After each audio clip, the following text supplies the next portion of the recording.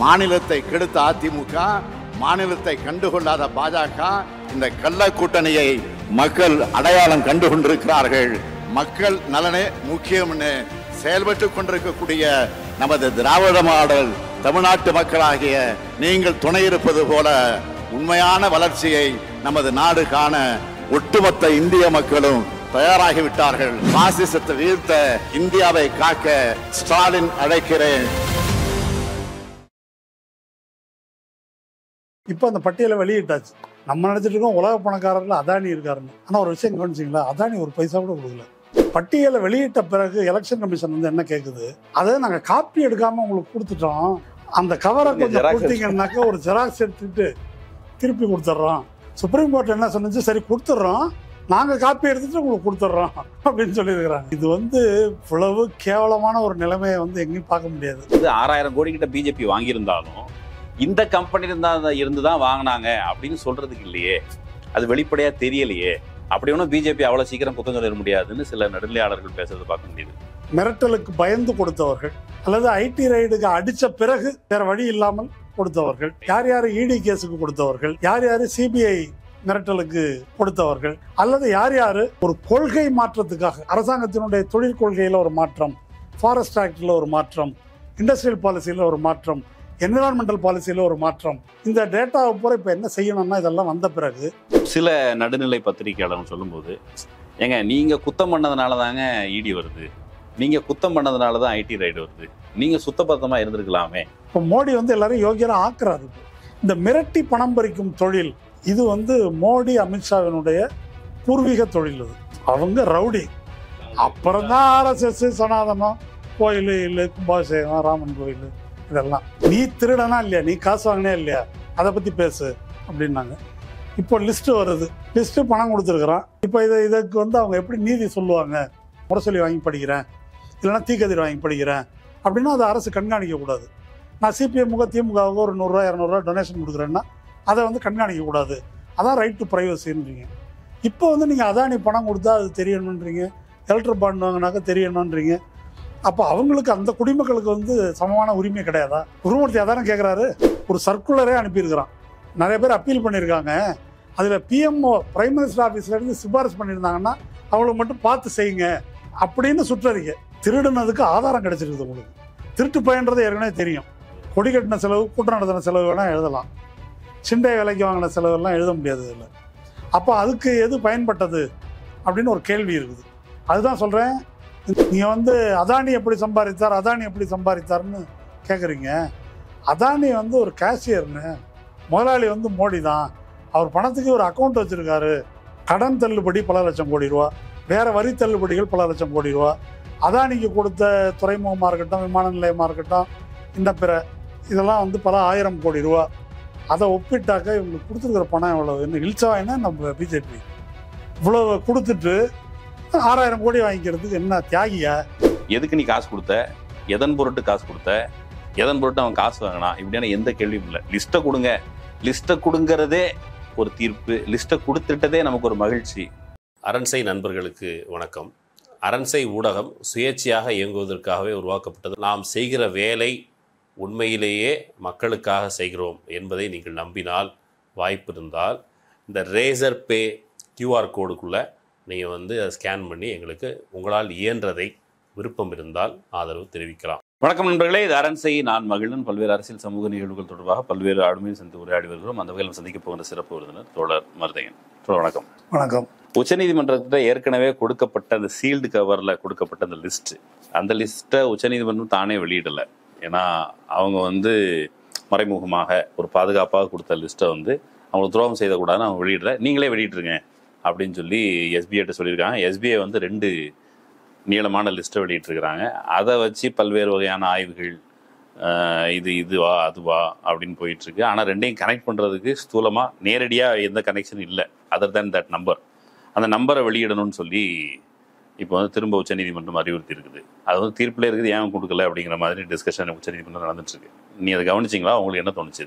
இந்த உலகத்தில் இப்படி ஒரு காமெடியை நீங்கள் கேள்விப்பட்டிருக்க முடியாது. அதாவது 2019 வரை வாங்கப்பட்ட டொனேஷனுடைய பட்டியலில் கான்ட்ரிபியூஷன்ஸ் பாண்டு விவரத்தை சுப்ரீம் கோர்ட்டில் சமர்ப்பிக்கணுன்றது பழைய இது. அந்த அடிப்படையில் சுப்ரீம் கோர்ட்டில் கொடுத்தாச்சு. சுப்ரீம் கோர்ட்டில் அது இருக்குது. அதுதான் சீல்டு கவர். இல்லை அப்படின்னா என்ன சீல்டு கவர்னா சுப்ரீம் கோர்ட்ல யாராவது திறப்பாங்களா? அது திறக்க மாட்டாங்க, அங்கே இருக்குது. அது காலியாக இருந்துச்சுன்னா தெரியாது. இந்த சீல்டு கவர்ன்றது ஒரு பெரிய தத்துவம். ரஃபேலில் கூட ஒரு சீல்டு கவரை கோகோய்கிட்ட கொடுத்தாங்க. சீல்டு கவரை திறந்து பார்த்துட்டு சரி ஓகே அப்படின்ட்டார் அவர். இப்போ நம்மகிட்ட ஒரு கவரை கொடுத்துட்டு ஓகேன்னா பெரிய பிரச்சனை. அது லோயா கிட்ட ஏற்கனவே தீர்ப்பு இப்படி கொடுங்கன்னு சொல்லி அறிவுறுத்தி ஏதாவது சொன்னாங்க. அது தனி. லோயாவுக்கு வந்து 100 கோடி ரூபாய்க்கு ஒரு சீல்டு கவர் சிஜிஐ தரேன்னு சொன்னாருன்னு அவர் அவங்க சிஸ்டர் தான் போட்டுருக்காங்க பெட்டிஷன். அதை ரெஃப்யூஸ் பண்ணிட்டு தான் அவர் செத்து போனாருன்னு வச்சுங்க. அது இருக்கட்டும். இப்போ சீல்டு கவரில் வந்து கொடுத்துருக்காங்க. இப்போ அந்த பட்டியலை வெளியிட்டாச்சு. பட்டியலை வெளியிட்ட பிறகு எலெக்ஷன் கமிஷன் வந்து என்ன கேட்குது, ஸ்டேட் பேங்க் எலெக்ஷன் கமிஷன் கொடுத்து எலெக்ஷன் கமிஷன் கோர்ட்டுக்கு கொடுத்து வந்திருக்குது. அதை நாங்கள் காப்பி எடுக்காமல் உங்களுக்கு கொடுத்துட்டோம், அந்த கவரை கொஞ்சம் கொடுத்தீங்கன்னாக்கா ஒரு ஜெராக்ஸ் எடுத்துக்கிட்டு திருப்பி கொடுத்துட்றோம் அப்படின்னு ஒரு பெட்டிஷன் போட்டிருக்காங்க. எப்படி இருக்குன்னா நம்பர், அந்த குறிப்பிட்ட நம்பர் அப்புறம் லிஸ்ட் இதெல்லாம் கனெக்ட் பண்ணுற லிஸ்ட் வந்து நீங்கள் தான் வச்சுருக்கீங்க. நீங்கள் என்கிட்ட கொடுத்துட்டீங்கன்னா நீங்கள் கேட்குற லிஸ்ட்டை நாங்கள் ஜெராக்ஸ் எடுத்து திரும்ப உங்கள்கிட்ட கொடுத்துருவோங்கிற மாதிரி இருக்குது. இப்போ இதனடா கூத்தா இருக்குது. நம்ம சந்தேகம் வந்துருச்சு. இப்போ இந்த லிஸ்ட்டு உண்மையா, கவருக்குள்ளே இருக்கிற லிஸ்ட்டு உண்மையான்னு ஒரு கேள்வி வருது. ஏதாவது விட்டு போயிருக்குதா அப்படின்ட்டு.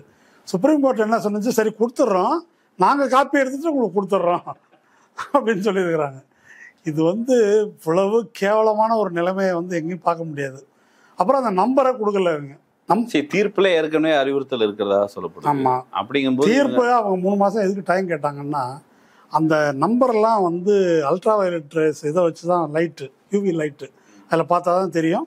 இந்த நம்பரை பார்த்து அந்த நம்பரை பார்த்து ஒரு 20,000க்கும் மேற்பட்டதை ஒப்பிட்டு பார்க்கறதுக்கு எங்களுக்கு எக்கச்சக்க டைம் ஆகும். சரி இருக்கட்டும்ப்பா, 1 மாசத்துல எவ்வளோ பார்த்தீங்கன்னு கேட்டால் அதுக்கு பதில் இல்லை. அது கேட்டுதாங்க ஐயா சொல்லணும் அப்படின்ட்டாங்க. என்ன சம்பந்தப்பட்ட இடத்துல சம்பந்தப்பட்ட அதிகாரிகிட்ட கேட்டு தான் சொல்லணும் அப்படின்னு அறிவியல் சால்வை சொல்லிட்டாரு. ஒப்பிட்டு பார்க்கணும். சரி நீங்கள் ஒன்றும் ஒப்பிட வேணாம், அதையும் கொடு இதையும் கொடு, அதுதானே உனக்கு சொல்லியிருக்குது, மிச்ச வேலையை மற்றவங்க பார்த்துக்குவாங்க அப்படின்னு சொன்ன உடனே பொழந்துருவாங்க. ஆமாம், ஆனால் இப்போ நம்பரை கொடுக்கல. இதே இப்போ நீதிமன்றம் அறிவுறுத்ததுக்கு மாறா இப்போ வந்து உங்களுக்கு ஒரு லிஸ்ட் கேட்குறாங்க. லிஸ்ட்டில் வந்து ஒரு குறிப்பிட்ட காலம் அல்லது குறிப்பிட்ட சப்ஜெக்டை மட்டும் தவிர்த்துட்டு கொடுக்கறது அப்படிங்கிறது இப்போ வந்து வழக்கமாக வெளியில் நம்ம தீர்ப்பு கொடுத்து பேசும்போதெல்லாம் கண்டெம்ட் ஆஃப் கோர்ட் வந்துடும். தீர்ப்பை நீங்கள் ஒழுங்காக நடைமுறைப்படுத்துலாம் கண்டெம்ட் ஆஃப் கோர்ட் வந்துன்னா, தீர்ப்பு சொன்னதை வந்து ஒழுங்காக பின்பற்றல எஸ்பிஏ அப்படிங்கிறத உச்சநீதிமன்றம் பெருசாக கண்டிச்ச மாதிரிலாம் தெரியல. கொடுங்கப்பா அந்த நம்பரையும் கொடுங்க அப்படிங்கிற மாதிரி தான் சுப்ரீம் கோர்ட்டுக்கு கண்டெம்ட் படையிடுச்சு. இது முதல் வாட்டியாக நடக்குது. இப்போ பிஎம்எல்ஏ கேஸ் அன்கான்ஸ்டியூஷனல்னு கவுல்கிட்ட போடுறாங்க. அவன் பெட்டிஷனர் எல்லாம் கபில் சிபலும் அபிஷேக் மனு சிங்கையும் மூச்சை பிடிச்சி விவாதம் பண்ணி முடிச்சுட்டு, சரி நீங்கள் என்ன சொல்கிறீங்க துஷார் மேத்தாரை கேட்டால், இல்லை நாங்கள் இப்போ ஒன்றும் சொல்கிறதுக்கு இல்லை, எப்போ சொல்லுவீங்க, அதையும் இப்போ சொல்ல முடியாது. அப்போ என்னதான்டா அவங்க நோக்கம், என்கிட்ட கேஸ் நடத்தக்கூடாது அவ்வளோதானே. சரி கனத்த இதயத்துடன் நான் வந்து விட்டு போகிறேன், வேற என்ன செய்வீங்க? இதுதான் நான் சொல்ல விரும்பினது. அதனால சுப்ரீம் கோர்ட்டுக்கு இது பழகிடுச்சு. இப்போ அது வாங்கின இன்னார் இவ்வளோ வாங்கியிருக்கா அப்படிங்கிற லிஸ்ட்டில் பிஜேபி அந்த லிஸ்ட்டில் டாப்பில் இருக்குது. இப்போ டாப்பில் இருக்கிற பிஜேபி தொடர்பாக ஏற்கனவே நிறைய விவரங்கள் வந்திருக்கு. நியூசிலாண்டை வந்து எப்படியெல்லாம் இவங்க வந்து ஒரு இடி ரைடு அனுப்புறது, ஒரு இன்கம் டேக்ஸ் ரைடு அனுப்புறது, அல்லது சம்மந்தப்பட்ட அந்த நிறுவனத்தினுடைய அதிகாரிகளோ தலைவரையோ யாரையோ பிடிச்சி உறுதிக்கு போடுறது, அப்புறம் இடைப்பட்ட கேப்பில் ஏதாவது ஒரு அரேஞ்ச்மெண்ட் நடக்கும், ட்ரஸ்டின் பேரில் காசு வாங்குறது, இப்போ சிலர் வந்து ஒப்பிட்டு எலக்டோரல் பாண்ட் பேரில் காசு வாங்கினது எல்லாம் வந்திருக்குது. ஆனால் பொதுவில் பேசப்படும் போது எப்படி இருக்குன்னா, ஏங்க இவ்வளோ காசு வந்து 6,000 கோடி கிட்ட பிஜேபி வாங்கியிருந்தாலும் இந்த கம்பெனி இருந்து தான் வாங்கினாங்க அப்படின்னு சொல்றதுக்கு இல்லையே, அது வெளிப்படையாக தெரியலையே அப்படின்னு சொல்கிறாங்க. ஏன்னா சந்தேகத்திற்கிடமான ஒரு லிஸ்ட்டாக இருக்குது. அப்படி ஒன்றும் பிஜேபி அவ்வளோ சீக்கிரம் குற்றம் சொல்லிட முடியாதுன்னு சில நடுநிலையாளர்கள் பேசுறது பார்க்க முடியுது. அப்படி அவ்வளவு மறைமுகமான உண்மையாக இருக்குதா? இப்போ பிஜேபி இவ்வளோ ரூபா வாங்கியிருக்காங்க, மெஜாரிட்டியாக அவன் தான் வாங்கியிருக்கிறான் அப்படின்றது ரைட்டு. இப்போ இதுக்கு மேலே எதில் குற்றம் சொல்ல முடியாது. நியூசிலாண்டில் யார் யாரை எப்படி மிரட்டி வந்திருக்காங்க அப்படின்னு வந்திருக்கு. இப்போ நம்பர் வந்துருச்சுன்னு வச்சுக்கோங்க, துல்லியமாக என்னென்ன அப்படின்னு தேதி வாரியாக சொல்லிடலாம். தேதி வாரியாக என்னெல்லாம் சொல்லலாம். யார் யார் ஐடி ரைடுக்கு மிரட்டலுக்கு பயந்து கொடுத்தவர்கள், அல்லது ஐடி ரைடுக்கு அடித்த பிறகு வேறு வழி இல்லாமல் கொடுத்தவர்கள், யார் யார் இடி கேஸுக்கு கொடுத்தவர்கள், யார் யார் சிபிஐ மிரட்டலுக்கு கொடுத்தவர்கள், அல்லது யார் யார் ஒரு கொள்கை மாற்றத்துக்காக இது கொடுத்த பிறகு அரசாங்கத்தினுடைய தொழிற்கொள்கையில் ஒரு மாற்றம், ஃபாரஸ்ட் ஆக்டில் ஒரு மாற்றம், இண்டஸ்ட்ரியல் பாலிசியில் ஒரு மாற்றம், என்விரான்மெண்டல் பாலிசியில் ஒரு மாற்றம், அடுத்தது கான்ட்ராக்ட், என்ன கான்ட்ராக்டு அதுக்காக இது கொடுத்தாங்க. இந்த டேட்டாவை பூரா இப்போ என்ன செய்யணும்னா, இதெல்லாம் வந்த பிறகு நம்பர் வந்துட்டு யார் யாருக்கு கொடுத்தாங்க, எத்தனாம் தேதி கொடுத்தாங்க, அப்போ அந்த தேதியில் என்ன நடந்திருக்குன்னு வரலாறை பார்க்கணும். வரலாறை புரட்டி பார்த்தோம்னாக்க ஒவ்வொருத்தருக்கு எதுக்காக இது நடந்திருக்குது அப்படின்னு வந்து இது வந்து இப்போ வெளியில் எதிர்பார்க்குற அந்த துல்லியமான உண்மையை எதிர்பார்க்கிற அந்த நபர்கள் அவங்களுக்கு இந்த டேட்டா கம்பேரிசன்லாம் தேவைப்படலாம். இப்போ சில நடுநிலை பத்திரிகையாளர்கள் சொல்லும்போது, ஏங்க நீங்கள் குத்தம் பண்ணதுனால தாங்க இடி வருது, நீங்கள் குத்தம் பண்ணதுனால தான் ஐடி ரைடு வருது, நீங்கள் சுத்தபத்தமாக இருந்திருக்கலாமே அப்படின்னு அந்த ஐடி ரைடுக்கும் அல்லது இவர் இடி ரைடுக்கும் ஒரு வியாக்கியானம் கொடுத்தாங்க.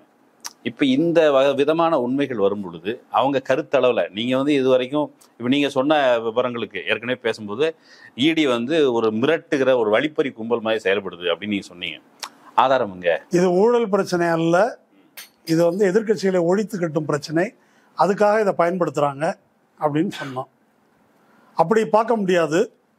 நீ திருடனா இல்லையா, நீ காசு வாங்கினே இல்லையா, அதை பற்றி பேசு அப்படின்னாங்க. இப்போ லிஸ்ட்டு வருது, லிஸ்ட்டு பணம் கொடுத்துருக்குறான். இப்போ இதுக்கு வந்து அவங்க எப்படி நீதி சொல்லுவாங்க? இப்போ லலிதா ஜுவல்லரியை மிரட்டி 1 கோடி ரூபா வாங்கியிருக்கிறாங்க. அப்புறமா ஹால்திராமை மிரட்டி அவங்கள்ட்ட பணம் வாங்கியிருக்கிறாங்க.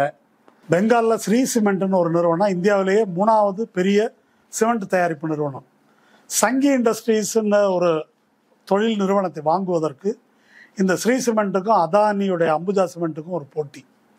அந்த போட்டியிலிருந்து ஸ்ரீ சிமெண்ட்டை வெளியேற்றுவதற்காக ஸ்ரீ சிமெண்ட்டுக்கு எதிராக ரெய்டு, அவங்க வந்து பாண்டு வாங்கியிருக்கிறாங்க. ரெய்டு பண்ணிவிட்டு, ஐடி ரெய்டு பண்ணிவிட்டு 4000 கோடி ரூபா உனக்கு ஃபைன் அப்படின்றாங்க. சரின்னு அவங்க போட்டியிலேருந்து ஒதுங்கிக்கிறாங்க. கம்பெனியை வந்து அதானி வாங்கிடுறாரு, பாண்டை மோடி வாங்கிக்கிறாரு. இப்படி ஒரு ஏற்பாடு சரத்குமார் கட்சி ஒப்படைச்சது கொடுத்துட்டு போயிட்டான். மார்டின் அவர் தான் முதல் இடத்துல இருக்காரு. நம்ம நினச்சிட்டு இருக்கோம் உலக பணக்காரர்கள் அதானி இருக்காருன்னு. ஆனால் ஒரு விஷயம் கவனிச்சிங்களா, அதானி ஒரு பைசா கூட கொடுக்கல. மார்டின் வந்து முதல் இடத்துல இருக்காரு. மார்டினை பற்றி அப்படி இப்படின்றாங்க. அவர் அல்ல, உண்மையிலேயே வந்து மார்டின் போன்ற நபர்களுக்கு நம்ம வந்து ஒரு நன்றி கடன் பட்டிருக்கிறோம். அது இவங்களோட யோக்கியதை என்னன்றது இருக்கு இல்லையா. நம்ம பிஜேபியை பற்றி மூச்சை பிடிச்சிட்டு நீங்கள் பேசலாம், அதெல்லாம் இல்லை. இவன் வந்து கிறிஸ்டியன்ஸை வந்து பாவாடான்னு திட்டுவான், இந்த பக்கம் கள்ளலாட்டிட்டு இருக்கிறவன்ட்ட. இல்லாத இப்போ மாரிதாஸ் போன்றவர்கள் சனாதனிகள், இந்த இந்து தர்மவாதிகள், சனாதன தர்மவாதிகள், இப்போ கிறிஸ்டியன் மார்டின் இப்போ அவர்கிட்ட இருந்து இன்னார் காசு வாங்கியிருக்கான், பிஜேபி அதில் கணிசமாக வாங்கியிருக்கிறது ரொம்ப வெளிப்படையாக தெரியுது. இப்போ வந்து தர்மத்தை காப்பதற்கெனவே அவதாரம் எடுத்தவர்கள். நீங்கள் வந்து அந்த தர்மத்திற்கு வியாக்கியானம்லாம் சமீபத்தில் ஒருத்தவங்க கொடுத்துருந்தாங்க. அது வந்து சுத்தமான, அதாவது நேர்மையான, உளச்சான்று, இது எல்லாத்தையும் போதிக்கிற ஒரு மதம் அப்படிங்கிற பொழுது அதை பின்பற்றுவதாக சொல்கிற குருமூர்த்தி அவர் வந்து எலக்ட்ரல் பாண்டு இந்த விவகாரத்தில் நீதிமன்றம் வழங்கிய தீர்ப்பு வந்து தப்பு, ஏன்னா அது வந்து அவங்களுடைய நம்பிக்கையை கெடுக்கிற மாதிரி இருக்குது அப்படிங்கிற மாதிரி அவர் பேசுறாரு. இப்போ வந்து நம்பிக்கைக்கு பாத்திரமாக நடந்து கொள்வதுங்கிறது இருக்குல்ல, அது முதலாளிகளின் நம்பிக்கைக்கு பாத்திரமாக நடந்து கொள்வது அப்படிங்கிற இடத்துல சனாதன தர்மத்தை அப்படியே கொண்டு போய் அங்கே வைக்கிறாங்க. இப்போ இதுதான் அந்த சாரமா? இப்போ வந்து அங்கே வழக்கறிஞர்கள் வாதிடும் போது அதை சொல்றாங்க, எங்க நம்பிக்கை கெட்டு போயிடும். இந்த கேஸ் முதல்ல விவாதத்துக்கு வந்த போதும், இப்போ ஹரீஷ் சால்வே கடைசி ரவுண்டு வாதம் பண்ணார் இல்லையா, அந்த தேதிக்கு கொடுக்கல அப்படின்றது. ஹரீஷ் சால்வே என்ன சொன்னார், யுவர் ஆனர் நாங்கள் கொடுத்துடலாம், பிரச்சனை இல்லை. இப்போ வந்து ஒருத்தர் யாரோ ஒரு கார்பரேட் முதலாளி அவர் வந்து ஒரு இதுக்கு பணம் கொடுக்காத போது அவர் பிஜேபிக்கு கொடுத்தார் அப்படின்னு சொல்லிட்டாலோ அல்லது தவறான ஒரு தகவல் கொடுக்கப்பட்டுருச்சுன்னாக்கா அவர் வந்து அரசாங்கத்தின் மேலே கேஸ் போட்டுருவார். நாங்கள் என்ன செய்யறது, தர்ம சங்கடமாயிரும். ஆமாம் அப்படின்னு அவர் சொன்ன உடனே அந்த நீதிபதி வந்து கேட்டார், யார் கேஸ் போடுவான், என்ன பிரச்சனை அப்படின்னு கேட்டார். இல்லைங்க ஒரு இதுக்கு சொன்னேன் நான், நம்ம கரெக்டாக இருக்கணும் இல்லையா அப்படின்னாரு. இந்த வழக்கு வந்து முதல்ல எலக்ட்ரல் பாண்டு கேஸ் வரும்போதே ஒரு 3-4 கிரவுண்டில், எந்த கிரவுண்டில் எலக்ட்ரல் பாண்டை வந்து இவங்க நிராகரித்தாங்க. அரசாங்கம் என்ன சொன்னுச்சு அப்படின்னாக்கா, ஆதார் வழக்கு ஒன்று நடந்துச்சு. ஆதார் வழக்கில் மக்களுக்கு ரைட் டு ப்ரைவசி, அதெல்லாம் ப்ரைவசி எல்லாம் கிடையாது, அப்படி எல்லாத்தையும் கொடுத்து எங்களுக்கு தெரியப்படுத்த வேண்டியதான் அப்படின்னு அப்போ ஆர்கியூ பண்ணாங்க. இல்லைப்பா ரைட் டு ப்ரைவசி இருக்குது அப்படி, அதெல்லாம் அமலாகலைன்றது வேறு, அந்த தீர்ப்பில் அப்படி இருக்குது அப்படின்னு சொல்லி வாதாடினாங்க. இப்போது அந்த தீர்ப்பை எடுத்துகிட்டு வந்து ஒரு 1 கோடி ரூபா கொடுக்குறாரு, 10 கோடி ரூபா கொடுக்குறாரு. அது வந்து ஒரு அரசியல் கருத்து, ஒரு கருத்துரிமை சார்ந்தது. அது அவருடைய அரசியல் கருத்தை பகிரங்கமாக உலகத்துக்கு தெரியப்படுத்தணுமா? நீங்கள் தானே சொன்னீங்க ரைட் டு ப்ரைவசி இருக்குது. இப்போ ஒருத்தர் வந்து ஒரு கட்சி பத்திரிக்கை நான் முரசொலி வாங்கி படிக்கிறேன், இல்லைனா தீக்கதிர் வாங்கி படிக்கிறேன் அப்படின்னா அதை அரசு கண்காணிக்கக்கூடாது. நான் சிபிஎம்முக திமுகவுக்கு ஒரு 100 ரூபா 200 ரூபா டொனேஷன் கொடுக்குறேன்னா அதை வந்து கண்காணிக்கக்கூடாது. அதான் ரைட் டு ப்ரைவசின்றீங்க. இப்போ வந்து நீங்கள் அதானி பணம் கொடுத்தா அது தெரியணுன்றீங்க, எலக்ட்ரல் பாண்ட் வாங்கினாக்க தெரியணுன்றீங்க. அப்போ அவங்களுக்கு அந்த குடிமக்களுக்கு வந்து சமமான உரிமை கிடையாதா? குருமூர்த்தி அதானே கேட்குறாரு. இன் ஜென்ரல் நீதி அப்படின்னு வரும்பொழுது அதில் இந்தியாவில் அரசியல் சாசனத்தில் வச்சுலாம் பேசும்பொழுது எல்லா இந்தியர்களும் ஒன்று. இல்லை ஒரு ரிக்ஷாக்காரனுக்கு இருக்கிற உரிமை அதான் நீங்க கிடையாதா? ரிக்ஷாக்காரருக்கு ஒரு அரசியல் கருத்துரிமையை வந்து தனிப்பட்ட முறையில் வைத்துக் கொள்வது அல்லது அவங்க வந்து எல்லாத்துக்கும் வெளிப்படுத்தணும்னு அவசியம் இல்லை. ஓட்டு போடும்போது அதை திரும்ப திரும்ப சொல்கிறாங்களா, யாருக்கு ஓட்டு போடணும்னு சொல்லக்கூடாது, அது பிரைவேசி அப்படின்ட்டு. அது மாதிரி அதானிக்கு தனியாக கருத்து இருக்கக்கூடாது, அல்லது மார்ட்டினுக்கு தனியாக கருத்து இருக்கக்கூடாது, வேதாந்தாவுக்கு தனியாக கருத்து இருக்கக்கூடாது அப்படின்னு சொல்ல முடியுமா, வாதிட முடியுமா? அந்த ரிக்ஷாக்காரன் 100 ரூபா கொடுக்கறது, யாராவது ஒரு அரசு ஊழியர் 50 ரூபா கொடுக்கறதுக்கும், நன்கொடை தேர்தல் நன்கொடை கொடுக்கறதுக்கும், அதானியோ மார்ட்டினோ கொடுக்கறதுக்கும் உள்ள வேறுபாடு என்ன அப்படின்னா, இவங்க எந்த பிரதிபலனும் எதிர்பார்த்து கொடுக்கல. திமுக அல்லது சிபிஎம் அல்லது ஏதோ ஒரு கட்சியின் கொள்கையை பிடிச்சிருக்கு, நான் உங்களுக்கு கொடுக்குறேன் அப்படின்னு கொடுக்குறாங்க. மார்ட்டின் எல்லா கட்சிக்கும் கொடுக்குறாரு. எல்லா முதலாளிகளும் எல்லா கட்சிக்கும் அதிகமாக பிஜேபி கொடுத்துருக்குறாங்க, மிச்சம் பேர் குறைச்சி கொடுக்குறாங்க. அது வந்து எந்த கொள்கை பற்றினாலும் இல்லை, ஒரே ஒரு கொள்கை தான். என்ன கொள்கை? ஒன்றியத்திலோ மாநிலத்திலோ தங்களுடைய ஆதாயம் கான்ட்ராக்டுக்கோ ஒரு தொழில் கொள்கைக்கோ இல்லை ஒரு வரி ஏய்ப்புக்கோ ஏதோ ஒரு விஷயத்துக்காக தான் அவங்க வந்து கொடுக்குறாங்க. இதுக்கு பேர் ஆங்கிலத்தில் குவிட் ப்ரோ கோ. அதுக்காக தான் நீ கொடுக்குற. பிரதிபலனை எதிர்பார்த்து செய்யப்படுவது. இந்த காரியத்துக்கு என்ன ஸ்வீட் பாக்ஸ் என்று அழைக்கப்படுவதாக தான். அதுக்கு பேர் தான் குவிட் ப்ரோ கோன்னு இங்கிலீஷில் சொல்கிறது. இது ஸ்வீட் பாக்ஸும் இங்கிலீஷ் தான், இருந்தாலும் அது இன்னொரு இங்கிலீஷ், டீசெண்டான இங்கிலீஷ். அது தமிழ்நாட்டில் புழங்கின இங்கிலீஷ். நம்ம ஊரில் அது ஸ்வீட் பாக்ஸ் என்று அழைக்கப்படுகிறது. அதனால ஸ்வீட் பாக்ஸ் கொடுக்கறதெல்லாம் கருத்துரிமையில் வராது அப்படின்னு சுப்ரீம் கோர்ட்டு சொல்லியிருக்குது. இருந்தாலும் குருமூர்த்தி வந்து அதை இந்த சட்டத்தை கொண்டு வர்றதுக்காக அவங்க கம்பெனி சட்டத்தை திருத்திருக்காங்க. இதுக்கு முன்னால் என்ன இருந்துச்சுன்னா, ஒரு 3 வருஷத்துக்கு உன் கம்பெனியில் என்ன ப்ராஃபிட் சராசரியாக வந்திருக்கோ அதில் 7.5% மேலே நீ நன்கொடை கொடுக்கக்கூடாதுன்னு இருந்திருக்குது. அந்த சட்டத்தை முதல்ல இவர் மோடி எப்படி திருத்திட்டாருன்னா, லாபம் வருதோ நஷ்டம் வருதோ நீங்கள் விரும்பினதை கொடுக்கலாம் அப்படின்னு வந்து சட்டத்தை திருத்திட்டார். அப்புறம் ரெப்ரசன்டேஷன் ஆஃப் பீப்புள்ஸ் ஆக்ட்னு இருக்குது. அதில் என்ன இருந்துச்சு அப்படின்னு சொன்னாங்க, இந்த 20,000 ரூபாய் மேலே கொடுக்குறதெல்லாம் டிஸ்க்ளோஸ் பண்ணணும் அப்படின்னு இருந்துச்சு. இந்த சட்டப்படி எதையும் டிஸ்க்ளோஸ் பண்ண தேவையில்லை.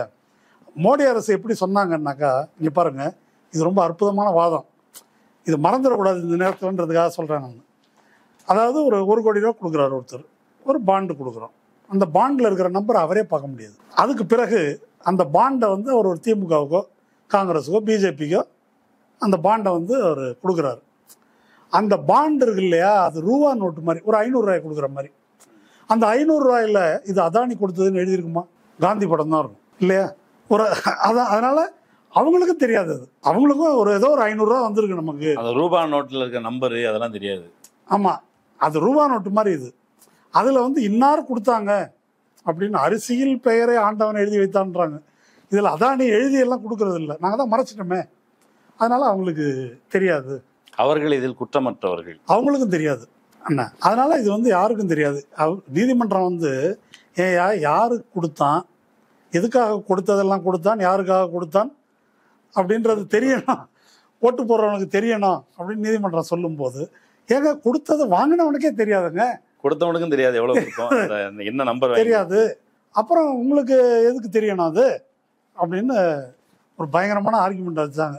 இந்த உருட்டெல்லாம் ஏன்ட்ட உருட்டாத, இது வாதத்துக்கு வேணா நீ பேசலாம், நம்பரை கொடு அப்படின்னு சொல்லிட்டு, டி ஜூர் வேணா நீ சொல்றது உண்மையா இருக்கலாம், டி ஃபேக்டோ இது வந்து உண்மை அல்ல அப்படின்னு சொல்லி நிராகரிச்சுட்டாங்க. இத்தனையும் உழைச்சி இப்போ கொடுக்கணும் எல்லாம் வந்த பிறகு இப்போ சனாதன தர்மப்படி சனாதன தர்மப்படி கேட்கணும். இப்போ நம்ம நீதிபதி ஒரு தீர்ப்பெல்லாம் கொடுத்துருந்தாங்க. சனாதன தர்மம், சனாதனன்றது ஒரு அட்ஜெக்டிவ், தர்மத்துக்கு 2 சேர்த்து சொன்னாதான் முழு அர்த்தம் கிடைக்கும். ஆமாம், தர்மம்னாக்கா அறம், சனாதனன்னா காலம் கடந்தது, எல்லா மதத்துக்கும் அது பொது. அதில் என்னங்க சொல்லியிருக்கு? உண்மையாக இருக்கணும், பொய் பேசக்கூடாது, நேர்மையாக இருக்கணும், இரக்க சுபம், இது மாதிரி உன்னதமான விஷயங்கள்லாம் சொல்லியிருக்கு.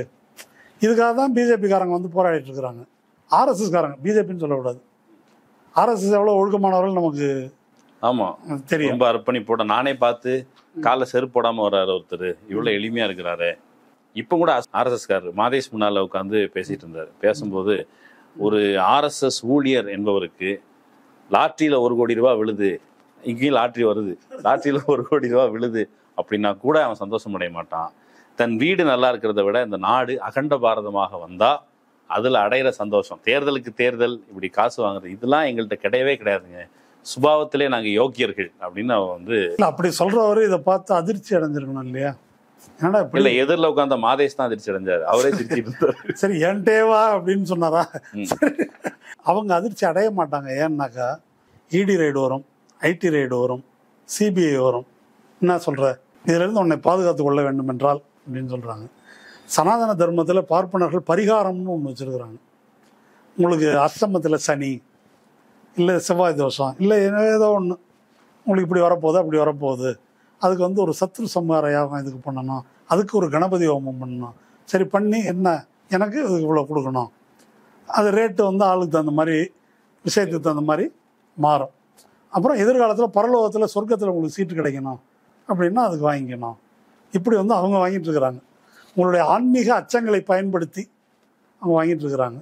லௌகீக அச்சங்களை பயன்படுத்தி பிஜேபி வாங்குறாங்க. அதனால சனாதன பற்றி கரெக்டு தான். இது குருமூர்த்தி பேசுறாருனாக்கா கரெக்டாக தான் பேசுறாரு அவர். ரைட். இது லௌகீக அச்சங்கள் இதை பயன்படுத்தி கொண்டு வாங்குகிறார்கள் அப்படின்னு சொன்னா, இப்போ அஃப்கோர்ஸ் பிஜேபி வந்து லிஸ்ட்ல டாப்ல இருக்குது, அதுக்கு பிறகு பிஆர்எஸ் இருக்குது. அப்படி ஒரு லிஸ்ட்ல வரும்போது 5வது இடத்துல திமுக இருக்குது, நிறைய கட்சிகள் லிஸ்ட்ல இருக்குது. பாஜகவை மட்டும் குறிவைத்து தாக்குவது என்பது உங்களுக்கு ஒரு அரசியல் சார்பை வெளிப்படுத்துகிறது. இது வந்து நம்ம வந்து வெளிப்படையா நேர்மை அப்படின்னு வந்தா இது எல்லாத்தையும் தான் கேட்கணும். ஏற்கனவே கொஞ்ச நாளைக்கு முன்னால மணி சார் வந்து பிஜேபி அல்லது இது எஸ்பிஐ வந்து லிஸ்ட் கொடுக்கறது இருக்கட்டும், பிற கட்சிகள் லிஸ்ட்டை கொடுக்கணும், அப்போ இந்த பிரச்சனை வந்து தீர்ந்து போயிடும் அப்படின்னு ஒரு தீர்வு சொல்லியிருந்தாரு. ஆனால் உச்சநீதிமன்றம் அப்படி சொல்லாம மொத்தமாக லிஸ்ட்டை கொடு அப்படின்னு கேட்டிருக்குது. பிற கட்சிகள் வேற என்ன செஞ்சிருக்க முடியும் அப்படின்னு சொல்லுங்க. இப்போ ஆதார் கார்டு என்பது கண்காணிப்புக்கானது வந்து கூடாதுன்னு கேஸ் போட்டதில் நாங்களும் உண்டு போட்டு எல்லாம் நடத்தணும். கடைசியில் இல்லை வந்துருச்சு. எல்லாத்துக்கும் கருமாதி செத்தா கூட ஆதார் கார்டு வந்து சுடுகாட்டுக்கு போகிறதுக்கு ஆதார் கார்டு வேணுன்ற லெவலுக்கு வந்தாச்சு. இப்போ நீங்கள் தான் வேணான்னு சொன்னீங்களே, இதுக்கு ஆதார் கார்டு வாங்குறீங்க அப்படின்னு என்ன கேட்கலாம். உங்கள் கொள்கைப்படி வாங்கக்கூடாது இல்லை, நீங்கள் எதுக்கு வாங்குறீங்கன்னு கேட்கலாம். அது எவ்வளோ கேனத்தனமானதோ எவ்வளோ அயோக்கியத்தனமானதோ அது மாதிரி தான் இது. எலக்ட்ரல் பாண்டுன்னு ஒன்று கொண்டு வந்தாச்சு. வேறு விதமாக எந்த கட்சியும் பணம் வாங்க முடியாது, வேறு விதமாக பணம் வாங்க முடியாது. அப்போ பணம் வாங்காமே இருக்கிறதா? ஆமாம், அப்படி ஒரு வாதம் இருக்குல்ல. பணம் எதுக்கு வாங்குறீங்க நீங்கள் கார்பரேட்டுகள்ட்ட இருந்து? பணம் எதுக்கு வாங்குறீங்க அப்படின்னு கேட்குற கேள்வி அது யார் கேட்குறாங்களோ அவங்க மோடிக்கு உதவுகிறார்கள். நான் செந்தில் பாலாஜி கேஸில் சொன்னதே தான் சொல்கிறேன். இப்போது மோடி ஆட்சிக்கு வந்த பிறகு ஒரு காரியம் பண்ணாங்க. முதல் காரியம் என்ன? டிமானிட்டைசேஷன். டிமானிட்டைசேஷனின் நோக்கம் என்ன? கருப்பு பணத்தை, உண்மையிலே அது ஒன்று சரியான நோக்கம்தான். அது யாருடைய கருப்பு பணத்தை ஒழிப்பதுன்றதான் அதில் பிரச்சனை. மற்ற கட்சிகள்டெல்லாம் இருக்கிற கருப்பு பணம் இருக்கு இல்லையா, கருப்பு பணம், ஊழல், லஞ்சம், இப்படி கான்ட்ராக்ட் கிடைக்கிற கமிஷன் பணம், இது இல்லாமல் தேர்தல் அரசியல் உண்டா? கிடையாது. ஆமாம். இப்போ மிச்சம் பேர்கிட்ட இருக்கிற பணத்தை பூரா உருவிடணும். எல்லாம் 5000 500 நோட்டு 2000 நோட்டு தான் வச்சுருப்பான். அதை ஃபுல்லாக காலி பண்ணிட்டு நம்ம மட்டும் நோட்டை மாற்றிக்கணும். இது வந்து ஒரு எதிர்கட்சிகளை நிராயுத பாணிகளாக பிஜேபிக்கு நோக்கம் இருக்கலாம். இந்த கேள்வி கேட்குறாங்கல்ல, நீங்கள் மக்களுக்கு சேவை செய்ய தான் வந்தீங்க, அரசியல் செய்கிறீங்க அப்படிங்கிற பட்சத்தில் நீங்கள் எதுக்காக காசு வாங்குறீங்க கார்பரேட்? அதை எதிரிகளை காசை வாங்கிடுறது, அந்த காசை வாங்கிட்டாங்க. அதுக்கு அடுத்தது என்ன பண்ணாங்கன்னா இந்த எலக்ட்ரல் பாண்டு கொண்டு வந்தாங்க. எலக்ட்ரல் பாண்டு கொண்டு வந்தாக்கா யார் யார் எந்த கட்சிக்கு கொடுத்தான்னு பிஜேபிக்கு தெரியும், பிஜேபிக்கு யார் கொடுத்தான்னு இவங்களுக்கு தெரியாது. அடுத்தது அவங்கள மிரட்டி வாங்குறதுக்கு சிபிஐ இருக்குது, ஐடி இருக்குது, இடி இருக்குது. எதிர்கட்சிகளிடம் அப்படி எந்த இல்லை. அதனால தான் பெரும்பகுதி பணம் வந்து அந்த வகையிலையும் போகாது. அதையும் மீறி பணம் வாங்கியிருக்காங்க எதிர்கட்சிகள் அப்படின்னா அதை உருவறதுக்கு தான் இடி இருக்குது. இடி அனுப்புறது, ஐடி அனுப்புறது, சிபிஐ அனுப்புறது. இப்படி இவர்களை எதிர்கட்சிகளை அவங்க நல்லவர்களா கெட்டவர்களா, உத்தமர்கள் இல்லையா, இதெல்லாம் எனக்கு வேணாம். எதிர்கட்சின்னு ஒன்று இல்லாமல் பண்ணிடணும்.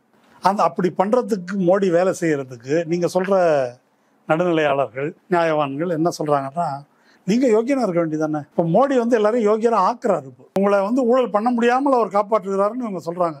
அந்த வகையில் பாசிட்டிவான அம்சம் தானே. மோடி வந்து பிற எதிர்கட்சிகள் ஊழல் செய்யாமல் அல்லது கார்பரேட் பணம் வாங்காமல் அப்படி தடுத்து வேலை செய்ய அவர் வாங்கி கொள்ளுகிறார். அதை பற்றி நமக்கு பிரச்சனை இல்லை. இந்த பக்கம் வந்து சட்டவிரோதமான பரிவர்த்தனை, லஞ்சம், ஊழல் அப்படிங்கிற டாக்ஸ் இருக்குது.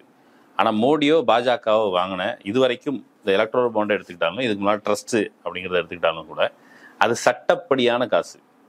எலக்ட்ரல் பாண்டில் காசு கொடுக்கறது இல்லை. நான் வந்து இப்படி சொல்கிறேன், இந்த எலக்ட்ரல் பாண்டில் மோடி வாங்கியிருக்கிற காசுக்கும் எதிர்கட்சிகள் வாங்கியிருக்கிற காசுக்கும் இடையிலான வேறுபாடு என்ன?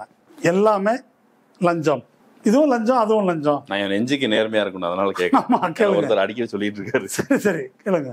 லஞ்சம் நான் என்ன சொல்கிறேன்னாக்கா, மோடி வாங்குறது பேர் ஆங்கிலத்தில் எக்ஸ்டார்ஷன், மிரட்டி பணம் பறிப்பது. இவங்களை வேணா நீங்கள் லஞ்சம் ஊழல்னு இதை சொல்லிங்க. யார? எதிர்கட்சிகள். அப்படி மிரட்டி பணம் பறிக்கிறதுக்கான ஆயுதங்களான 3 ஆயுதம் இருக்குல்ல, திருச்சி சொல்லும், இடி, சிபிஐ, ஐடி. இது 3ம் எதிர்கட்சிகள்கிட்ட இல்லை, அங்கே தான் இருக்குது.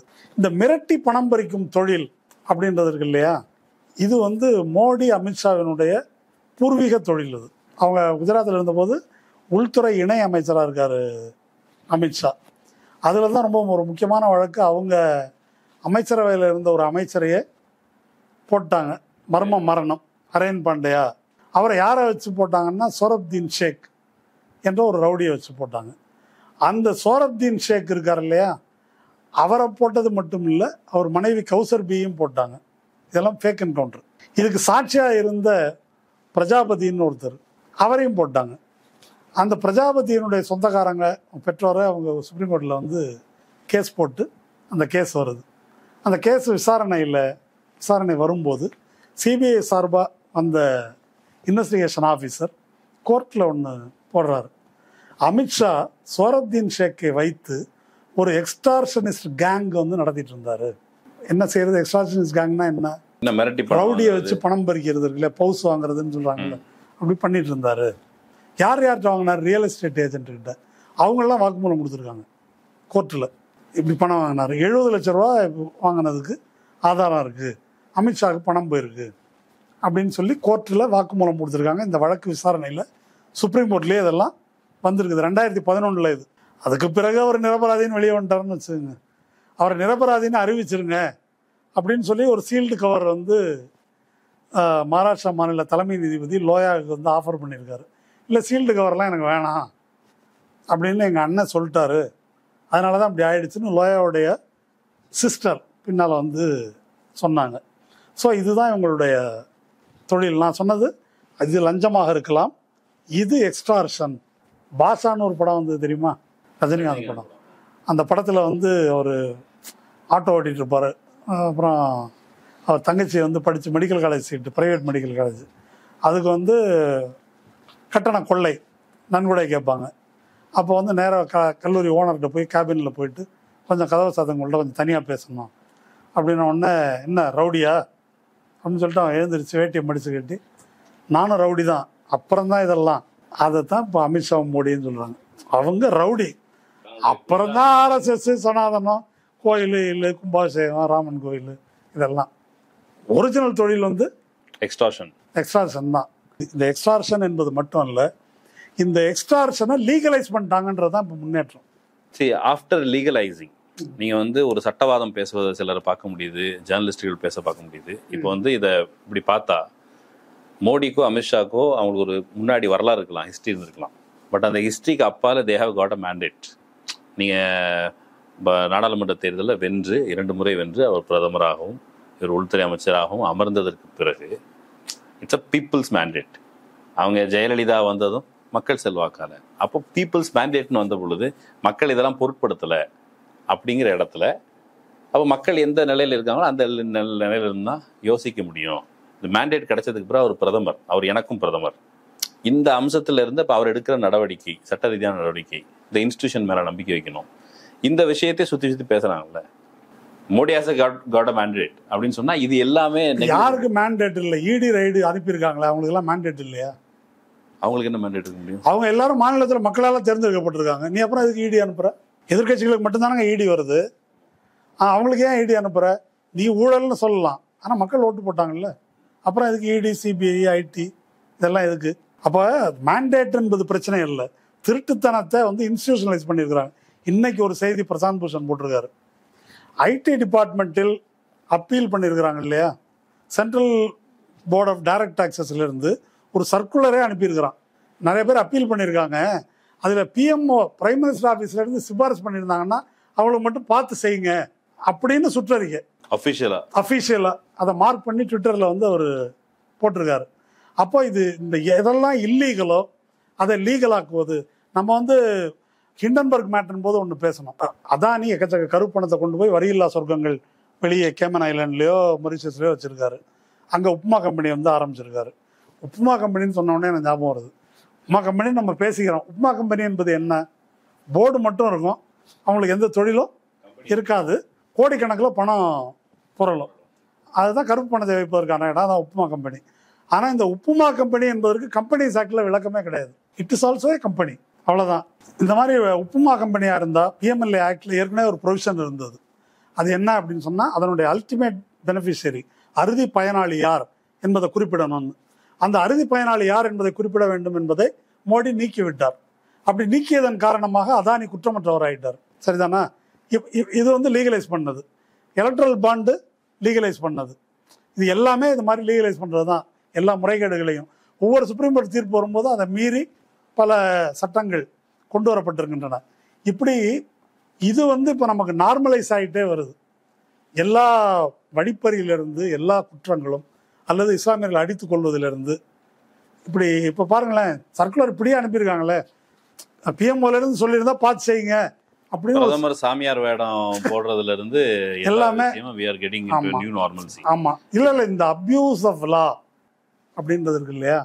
இதை வந்து ஒரு பெண் வந்து ஒரு நல்லா படித்த பொண்ணு கல்யாணம் ஆகி போகுது, ஐடியில் நிறைய நடக்குது, போகிறாங்க. முதல்ல ரொம்ப ஜனநாயகமாக இருக்கிற மாதிரி லவ் பண்ணும்போது இருக்கிறான், அப்புறம் நாய் மாதிரி நடக்க ஆரம்பிக்கிறான். இந்த அபியூஸ் இருக்கு இல்லையா, எல்லாரும் டைவர்ஸ் பண்ணிடுறது இல்லை. இந்த அபியூஸ் போக போக குழந்தையாயிடுது. அந்த அபியூஸுக்கு பழகி அப்புறம் சரண்டர் ஆகிடுறாங்க அதுக்கு.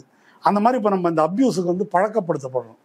இதுதான் மோடி கவர்மெண்ட்டு இது நாள் வரைக்கும் செய்து கொண்டு இருந்தது. அதுக்கு வந்து நாம் பழக்கப்படுத்தப்பட்டிருக்கிறோம்.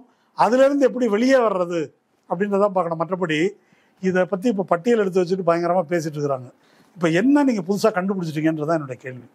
இந்த லிஸ்ட் வந்து எதுவும் புதுசு இல்லை. இப்போ வந்து நான் இதை காலைல பார்த்தபோது அப்பாடா ஒரு சின்ன ரிலீஃப் கிடைக்குது, சின்ன நம்பிக்கை கிடைக்குது. பாஜக வந்து இந்திய மக்களிடம் அம்பலப்பட போகிறது.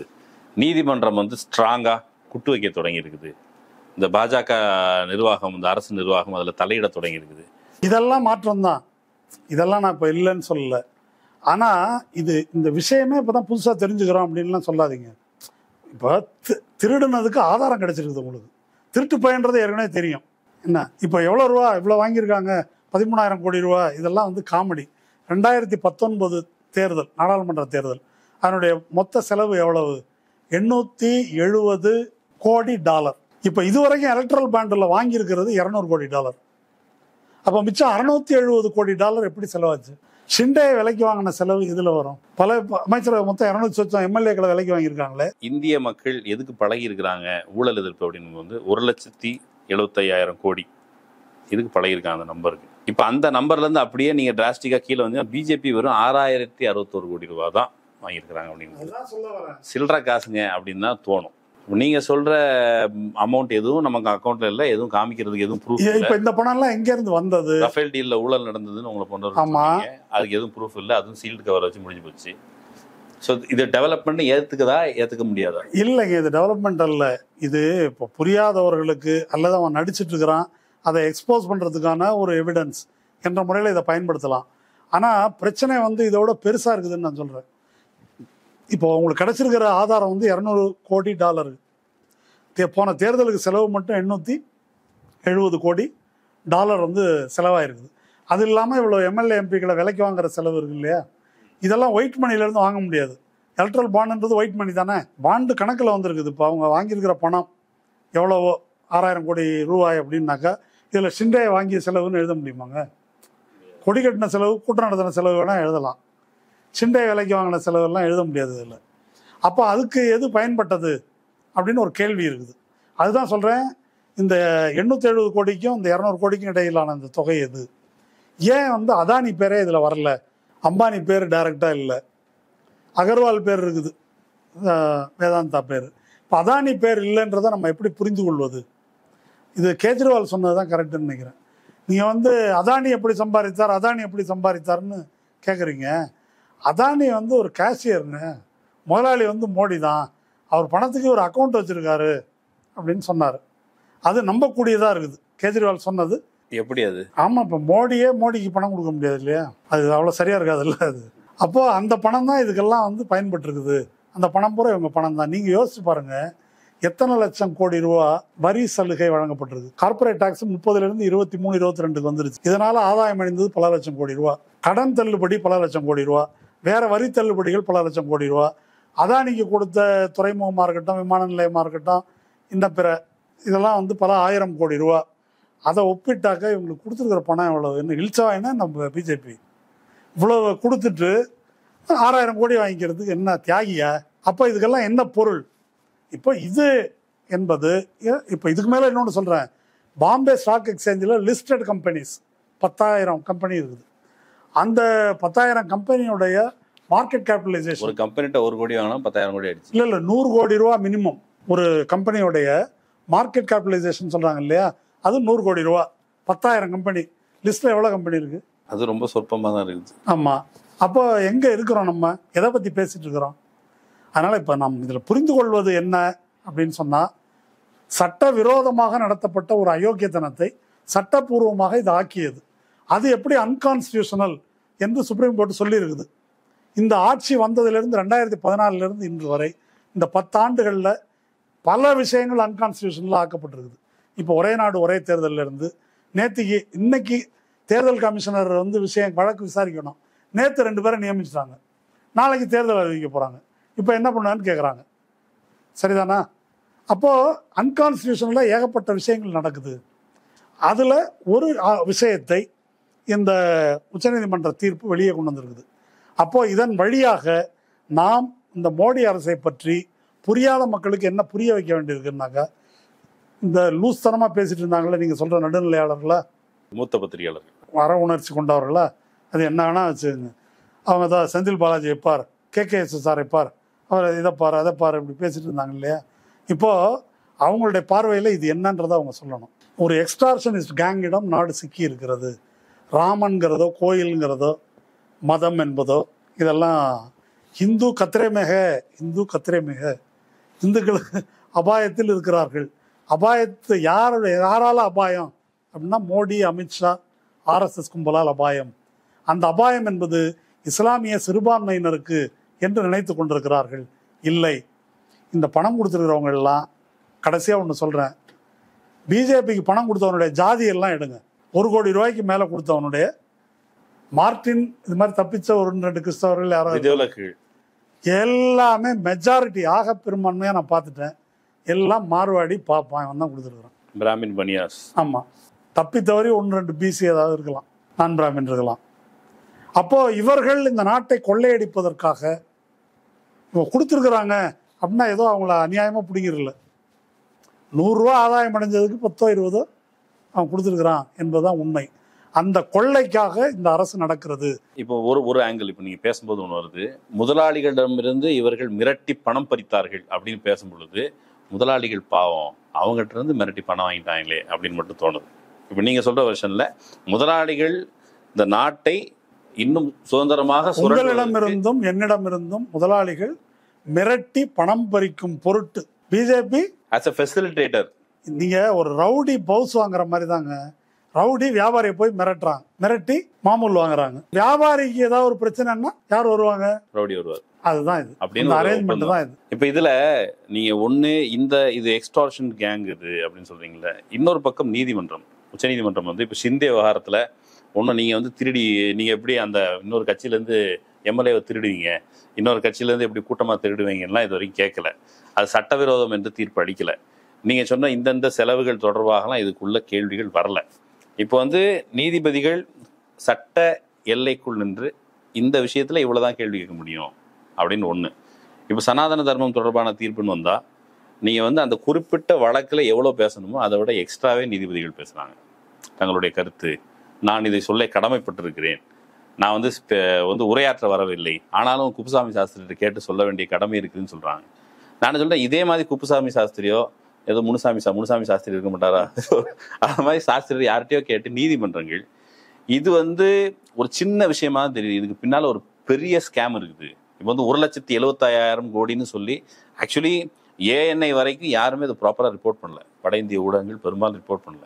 இப்போ உச்சநீதிமன்றம் இந்த குறிப்பிட்ட விஷயத்தில் இதனுடைய பிகர் பிக்சர் என்ன அப்படின்னு சொல்வதற்கு உச்சநீதிமன்றத்திற்கு ஒரு கான்ஸ்டியூஷன் வேல்யூங்கிறது இந்த பாண்டு பற்றினது மட்டும் இல்லைல்ல, நீங்க சொல்ற இந்த ஸ்பியர் எல்லாத்தையும் சேர்ந்தது தான். அப்ப அதை குறித்தெல்லாம் விசாரிக்கப்படணும். இந்த குறிப்பிட்ட விஷயத்துலையும் தண்டனைன்னு எதுவுமே சொல்ல இது வரைக்கும் நீதிபதி. எதுக்கு நீ காசு கொடுத்த, எதன் பொருட்டு காசு கொடுத்த, எதன் பொருட்டு அவன் காசு வாங்கினா, இப்படியான எந்த கேள்வியும் இல்லை. லிஸ்ட்டை கொடுங்க, லிஸ்ட்டை கொடுங்கறதே ஒரு தீர்ப்பு, லிஸ்ட்டை கொடுத்துட்டதே நமக்கு ஒரு மகிழ்ச்சி. அப்படி நமக்கு என்ன மகிழ்ச்சி, அப்பா இவ்வளோ ரூபா நம்மகிட்ட திருடி இருக்கான் தெரிஞ்சிருச்சு அப்படின்னு நமக்கு ஒரு சந்தோஷம். அந்த திருப்தி எதுக்கு பயன்படும்? அந்த திருப்தி எதுக்கும் பயன்படாது. திருட்டை நிறுத்துவதற்கு உச்சநீதிமன்றம் உத்தரவிட முடியாது. இந்த கொள்ளையை நிறுத்த வேண்டும் என்றால் இந்த கேள்வி கேட்க முடியாதா? இப்போ வந்து நீதிமன்றத்தினுடைய தீர்ப்புல அன்டியூ ஃபேவர், இப்ப அன்டியூ ஃபேவர்ங்கிற வார்த்தை பயன்படுத்தப்படுது. அப்ப அன்டியூ ஃபேவர் எதன் பொருட்டு நீ பெற்ற அப்படிங்கிற போது அதுல தலையிட்டு எதுக்கு பயங்கொள்ளணும்? நேரடியா இழைக்கப்படும் குற்றங்களையே உச்சநீதிமன்றம் தண்டிக்கல. இதெல்லாம் அவங்க கேட்டு தத்துவம் மாதிரி இதெல்லாம் பேசுவாங்க. அதை வந்து சாயங்கால பத்திரிகையில அதிரடி சரவெடின்னு ஏதாவது போடலாமே தவிர மற்றபடி 5 பைசாவுக்கு அதனால எந்த பிரயோஜனமும் கிடையாது. பிரச்சனை வந்து இந்த விஷயங்களை மக்கள் மத்தியில் கொண்டு சென்று இது எப்பேற்பட்ட ஒரு கிரிமினல் கேங்கிடம் இந்த நாடு சிக்கி இருக்கிறது என்பதை புரிய வைப்பது தான். புரிய வைப்பதற்கான ஒரு கூடுதல் ஆதாரமாக இந்த எலக்ட்ரல் பாண்ட் விஷயம் இருக்கு இல்லையா, அதை நாம் புரிந்து கொள்ளலாம். இந்த பாண்டுன்றது கார்ப்பரேட்டுக்கும் மோடி அமித்ஷா கிரிமினல் மாஃபியாவுக்கும் ஆர்எஸ்எஸ்க்கும் இடையில இருக்கிற பாண்டு இருக்குல்ல, அந்த பாண்டை வெளியே கொண்டு வந்திருக்கு என்று நாம் புரிந்து கொள்ளலாம். இப்போ வந்து நம்ம ஆபத்தில் இருக்கமா இல்லையா? இப்போ வந்து கிட்டத்தட்ட 534 கோடி ரூபாய் பார்மா கம்பெனிஸ்ட இருந்து இந்த பாண்டு பத்திரத்தின் வழியாக வந்திருக்குது அப்படின்னு ஒரு செய்தி. இப்போ நம்ம எல்லாத்துக்கும் அந்த கோவேக்சின் ஊசி போட்டுக்கிட்டோம். அவர் வந்து 50 கோடி ரூபாய் இருக்கிறாரு. இப்போ நீதிமன்றத்தினுடைய கோட்டை பயன்படுத்தினா அன்டியூ ஃபேவர் அல்லது டியூ ஃபேவர் வாட்எவர் அன்டியூ ஃபேவரை வந்து இதன் வழியாக அடைந்திருக்கிறார்கள்னு சொன்னால் நீதிபதி கவலைப்படுறாரோ இல்லையோ, இந்த குறிப்பிட்ட இந்த நெக்ஸஸ் வச்சு பார்க்கும் பொழுது இது நேரடியாக நம்ம உயிருக்கே நேரடியாக, இப்போ மேபி எங்கேயோ ஒரு கோடிக்கணக்கான ரூபாய் ஊழல் நடக்குதுன்னா உடனடியாக நம்ம மேலே பாதிப்பு நடக்கணும்னா நமக்கு எதுவும் பிரச்சனை இல்லைன்னு மக்கள் நினைக்கலாம். இது வந்து மருந்து சம்மந்தமானது, இதில் அன்டியூ ஃபேவருக்காக இப்படி பண பரிவர்த்தனை நடந்திருக்குன்னு சொன்னால் நாம் அச்சம் கொள்ள வேண்டிய விஷயமா இது? மக்கள் அச்சப்படணுமா? நேற்று பர்காதத்து ஒரு சேனல் நடத்துகிறாங்க. அதில் ஒரு பத்திரிகையாளர் இந்த கோவேக்சின் பிரச்சனை, இந்த கம்பெனி ஒரு 50 கோடி ரூபா கொடுத்துருக்கு, உடனே பர்காதத்து உழுந்து, நம்ம அப்படியெல்லாம் சொல்ல முடியாது, அதெல்லாம் நம்ம வந்து அப்படி ஒரு ஆதாரம் இல்லாமல் நம்ம அவங்களுக்கு என்ன பயம்னு நமக்கு தெரியல, நம்ம அதெல்லாம் சொல்லக்கூடாது, இண்டிபெண்டன்ட் மீடியா நடத்துகிறாங்க அப்படின்னு சொன்னாங்க. ஆமாம், இல்லை இப்போ பிரச்சனை என்ன அப்படின்னா உயிரே போனாலும் வெளியே சொல்ல முடியாது அப்படின்ற உண்மை பர்காதத்துக்கு தெரிஞ்சிருக்குது. சரிதானா? அந்த உண்மை நமக்கும் தெரிஞ்சிருக்குது. இப்போ நீ தொடர்ந்து இந்த ஆட்சி நீடித்தால் எதையாவது ஒன்றை வாங்கி, இதெல்லாம் சினிமாவில் தான் வரும்னு பார்த்துருக்கோம், ஏதோ ஒரு படத்தில் வந்திருக்கு, இது தனி ஒருவனா, அது தனி ஒருவன் இப்போ பார்த்துட்ருக்கோம், தனி ஒருவன் பார்த்துட்ருக்குறோம். அதனால் அதை புரிந்து கொள்ள வேண்டும் என்பது தான் நான் சொல்ல விரும்புகிற செய்தி. ஓகே, இப்போ எதிர்கட்சிகள் இந்த குறிப்பிட்ட விஷயத்தில் நாம் சில கேள்விகள் சொல்கிறோம். எனக்கு எதிர்கட்சி முகாம்கள் இருந்து எப்பா இது வந்து கொஞ்சோண்டு தான் காசு வாங்கி வெளியே வந்திருக்குது, இது வந்து கோடிக்கணக்கான ரூபாய் இது கொள்ளையடிச்சிருக்கிறாங்க. இப்போ வந்து 2G பிரச்சனை வந்த பொழுது ஒரு பெரிய நெக்ஸஸே செயல்பட்டுச்சு, மீடியா எல்லாமே சேர்ந்து 2G கோல் ஸ்கேம்னு சொல்லி முழுக்க இந்த ரெஜிமே ஊழல் மயமானதுன்னு சொல்லி அதுக்கு ஒரு ஆர்கனைஸ்டான ஒரு வேலை நடந்தது. இப்போ எதிர்கட்சி முகாம் நாங்கள் பிஜேபியை தோற்கடிச்சிருவோம் கன்விக்ஷனோட பேசுகிறவங்களையும் பார்க்க முடியுது, இல்லை என்கிட்ட விட நான் பார்த்துக்கிறேன் அப்படின்னு பேசுகிறவங்களையும் பார்க்க முடியுது. இந்த குறிப்பிட்ட விஷயத்த மக்கள் மன்றத்தில் அம்பலப்படுத்துவது, இந்த பிஜேபி வந்து நீங்கள் சொல்கிற மாதிரி அது வந்து ஒரு வழிப்பறி கேங் அப்படிங்கிறத மக்கள் மன்றத்தில் கொண்டு போகிறது, இதில் எதிர்கட்சிகள் ஜனநாயக சக்திகள் அவங்களுடைய பொறுப்பு என்ன? இந்த நேரத்தில் எப்படி செயல்படணும்? ஒரு குறைந்தபட்சம் ஒரு சின்ன ஆதாரம் கிடைச்சிருக்குது. நாங்கள் சொன்னோமே, பார்த்தீர்களா, வாங்கியிருக்கிறார்கள், ஆதாரம் கிடைத்து விட்டது அப்படின்றதோட நிறுத்திக்க கூடாது, என்பதோடு நிறுத்தி கொள்ளக்கூடாது. இது எப்படி வேலை செய்யுது, இதனுடைய முழுமை என்ன, இவர்கள் பேசுகின்ற இந்த சனாதனம்னு இவங்க பேசுறது, அல்லது இந்த பார்ப்பனியம், அல்லது இந்துக்கு ஆபத்துன்னு பேசுறது, ராமர் கோயில், இந்த பாலிடிக்ஸுக்கும் இந்த திருட்டுத்தனத்துக்கும் இருக்கிற உறவை ஒரு முழுமையில் வைத்து மக்களுக்கு வந்து புரிய வைக்கணும். அவன் இது தனி, ராமர் தனின்னு வச்சிருக்கிறான். இந்த பிரச்சனையை கிளப்புனீங்கன்னா ராமரை கிளப்புறான் அவன், இந்த பிரச்சனையை கிளப்புனீங்கன்னா சிட்டிசன்ஷிப் அமெண்ட்மெண்ட் ஆக்ட் பாருங்க முஸ்லீம் அப்படின்றான். நாம் இது ரெண்டுக்கு இடையிலான ரிலேஷன்ஷிப்பை பேசணும்.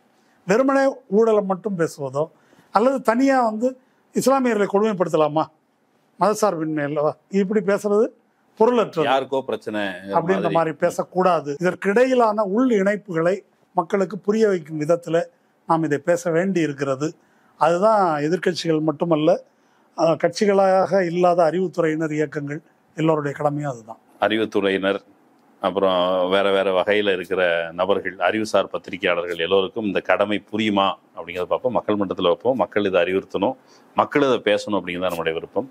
கிடைச்சிருக்க இந்த சொற்ப ஆதாரம் பாஜக அல்லது அவங்களுடைய டீமை அம்பலப்படுத்துறதுக்கு பயன்படுதா அப்படின்னு பார்க்கலாம். அந்த அளவில் பேசியிருக்கோம். இன்னொரு வாய்ப்பில் பேசுவோம். ரொம்ப நன்றி. நன்றி நண்பர்களே. இன்னொரு வாய்ப்பில் சந்திக்கலாம். நன்றி.